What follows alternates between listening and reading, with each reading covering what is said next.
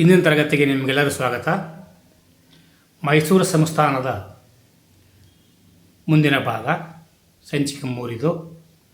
P N Krishnamurthy 1902ರಿಂದ 1906ರ ಅವಧಿಯಲ್ಲಿ ಅಧಿಕಾರದಲ್ಲಿ ಕಾರ್ಯ ಕೈಗೊಳ್ತಾರೆ. 1905ರಲ್ಲಿ ಬೆಂಗಳೂರಿನಲ್ಲಿ ಭಾರತೀಯ ವಿಜ್ಞಾನ ಸಂಸ್ಥೆ ಸ್ಥಾಪನೆ ಮಾಡಿದರು. 1904ರಲ್ಲಿ ಸಹಕಾರಿ ಸಂಘಗಳ ಕಾಯ್ದೆ ಜಾರಿ, ಸ್ಥಳೀಯ ಸ್ವಯಂ ಸಂಘಗಳ ಸ್ಥಾಪನೆ ಮಾಡಿದ್ದು ನಮ್ಮ ಕೃಷ್ಣಮೂರ್ತಿಯವರು. 1902ರಲ್ಲಿ ಶಿವನಸಮುದ್ರ ಜಲವಿದ್ಯುತ್ ಕೇಂದ್ರ ಸ್ಥಾಪನೆ. 1991ರಲ್ಲಿ ಮೈಸೂರು ಸಿವಿಲ್ ಸರ್ವಿಸ್ ಪರೀಕ್ಷೆ ಆರಂಭ. ಬ್ರಿಟಿಷರ ಅಂಚೆ ವ್ಯವಸ್ಥೆ ಸ್ಥಾಪನೆ. ಸರ್ಕಾರಿ ನೌಕರರಿಗೆ ಜೀವ ವಿಮಾ ಪದ್ಧತಿ ಆರಂಭಿಸಿದರು. ಮೈಸೂರಿನಲ್ಲಿ ಓರಿಯೆಂಟಲ್ ಲೈಬ್ರರಿ ಸ್ಥಾಪನೆ. 8 ವರ್ಷದ ಹೆಣ್ಣು ಮಕ್ಕಳಿಗೆ ಮದುವೆ ಮಾಡದಂತೆ ನಿರ್ಬಂಧ ಹೇರಿದರು. 1892ರಲ್ಲಿ ಶ್ರೀಗಂಧ ಮತ್ತು ತೇಗದ ಹಳೆ ಅರಮನೆ ನಿರ್ಮಾಣ ಮಾಡಿದರು. ಈಗ ನಾಲ್ವಡಿ ಕೃಷ್ಣರಾಜ ಒಡೆಯರ್ 1902ರಿಂದ 1940ರ ಅವಧಿಯಲ್ಲಿ ಅಧಿಕಾರವನ್ನು ಮಾಡಿದಂಥವು. 1916ರಲ್ಲಿ ಕಾಶಿ ವಿಶ್ವವಿದ್ಯಾನಿಲಯದ ಕುಲಪತಿ.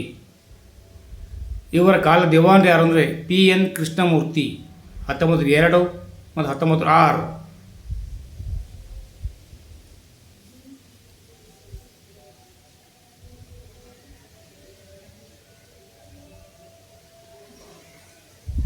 ದಿವಾನ್ ಸಿ ರಂಗಾಚಾರ್ಲ್ 1881ರಿಂದ 83ರ ಅವಧಿಯಲ್ಲಿ. ಬ್ರಿಟಿಷ್ ಕಾನೂನು ನಂತರ ಪ್ರಥಮ ದಿವಾನ. 1881 ಅಕ್ಟೋಬರ್ 7ರಂದು ಪ್ರಜಾಪ್ರತಿನಿಧಿ ಸಭೆಯನ್ನು ಸ್ಥಾಪಿಸಿದರು. 1882ರಲ್ಲಿ ಬೆಂಗಳೂರು ಮೈಸೂರು ರೈಲು ಪ್ರಾರಂಭ. ಬೆಂಗಳೂರು ತಿಪಟೂರು ರೈಲು ಮಾರ್ಗ ನಿರ್ಮಾಣ. 1882ರಲ್ಲಿ ಮೈಸೂರಿನಲ್ಲಿ ಮಹಾರಾಣಿ ಹೈಸ್ಕೂಲ್ ಸ್ಥಾಪನೆ.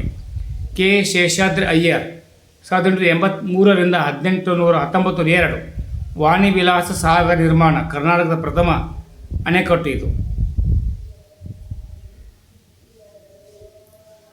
ಅಠಾರ ಕಚೇರಿಗಳ ಕಟ್ಟಡ ನಿರ್ಮಿಸಿದನು. ಇದೇ ಇಂದಿನ ಹೈಕೋರ್ಟ್ ಆಗಿದೆ. ಮೈಸೂರಿನ ಕೊನೆಯ ಕಮಿಷನರ್ ಜೆ ಡಿ ಗೋಡಾರ್ನ್. ಮೈಸೂರು ಸಂಸ್ಥಾನದ ಪುನರ್ ಹಸ್ತಾಂತರ. ಮೈಸೂರು ಒಡೆಯರ ವಿಶೇಷ ಪ್ರಯತ್ನದ ಫಲವಾಗಿ 1881ರಲ್ಲಿ ಲಾರ್ಡ್ ರಿಪ್ಪನ್ 10ನೇ ಚಾಮರಾಜ ಒಡೆಯರಿಗೆ ಅಧಿಕಾರ ಹಸ್ತಾಂತರಿಸಿದನು. ದಿವಾನರ ಆಡಳಿತ. 10ನೇ ಚಾಮರಾಜ ಒಡೆಯರ್ 1881ರಿಂದ 1885. ಇವರ ಕಾಲದ ದಿವಾನರಾಗಿದ್ದಂಥವರು ರಂಗಾಚಾರ್ಲು ಮತ್ತು ಶೇಷಾದ್ರಿ ಅಯ್ಯರ್. ಪಿ ಮಾಧವರಾವ್ 1908ರಲ್ಲಿ ಪತ್ರಿಕಾ ನಿಯಂತ್ರಣ ಕಾಯ್ದೆ ಜಾರಿಗೆ ತಂದರು. ಪಶುಸಂಗೋಪನಾ ಇಲಾಖೆ ಆರಂಭ. ಬೆಂಗಳೂರಿನಲ್ಲಿ ಕೇಂದ್ರ ಸಹಕಾರಿ ಬ್ಯಾಂಕ್ ಸ್ಥಾಪನೆ. ಟಿ ಆನಂದರಾವ್ 1910ರಲ್ಲಿ ಹೊಸ ಅರಮನೆ ನಿರ್ಮಾಣ. ಖರ್ಚು 43,47,913 ರೂಪಾಯಿ.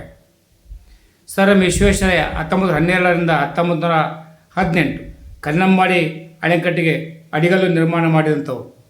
ವಂದನೆಗಳು. ಮುಂದಿನ ವಿಷಯಕ್ಕೆ ಮತ್ತೊಮ್ಮೆ ನಿಮ್ಮೊಂದಿಗೆ ಬರಲಿದ್ದೇನೆ.